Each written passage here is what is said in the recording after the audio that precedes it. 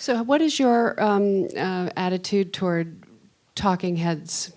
It's just not my thing. I suppose it's not that I wouldn't do it in the future, and I think other people do it really well, but I kind of just I want the audience to feel like they're in the present. With both films, if anyone knew anything about Senna, a lot of people knew that, the ending. Not necessarily in the US, actually. It's one of the kind of major markets where nobody knew the ending, so it was a different experience watching it here. But in the rest of the world, people knew the ending. And with Amy, generally people know the ending. So the idea is to say, okay, that's a given, we're going to end up there. The idea is, how can I make you forget? And how can I make it kind of exciting or dramatic or hope that it goes another way? And the idea to kind of feel like the story's been told in the present. And the big issue that I have for me with Talking Heads is that it takes me out of the present. And I'm then having to start all over again when I go back into... So I just want to get into the story. I want to try and tell the story from the point of view of the central character, not necessarily my opinion of what's going on always. Because I think that's often...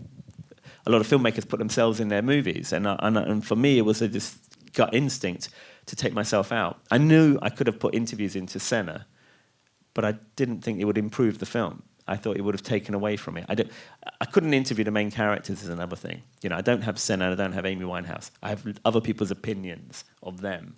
So I always wanted those opinions to be secondary to Senna's own point of view, or in this case, Amy's own point of view. Now, Amy, it was difficult because after her first album, she stopped giving interviews. Around the time of Back to Black, she hardly spoke anymore. So there was a real shortage of actual material from her own voice.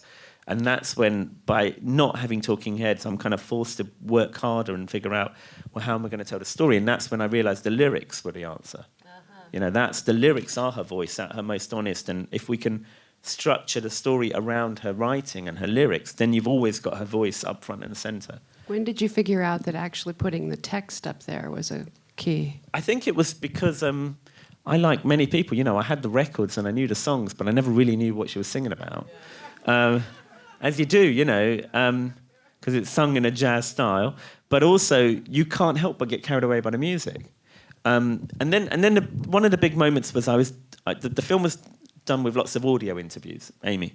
And I was interviewing her first manager, Nick Shymansky. And there's a point in our quite a long interview, you know, and he starts telling me this story about when he tried to help her. And there's this moment he's describing, and I suddenly go, hold on. You're actually telling me about the moment that she turned into the song Rehab? And he goes, yes. You're the guy who tried to take her to rehab? He goes, yes. And you know, that was a big revelation when I realised, oh, that song is actually her writing about a real incident, and pretty much verbatim. Because everyone I've spoken to about that incident says, yeah, it's exactly the way it happened. And what people said is what they said. And she turned that into this song, which becomes a dance record that everyone's dancing to. But, you know, actually, I think it's a cry for help. It becomes a dance track, but actually it's her saying no when she means yes, I think.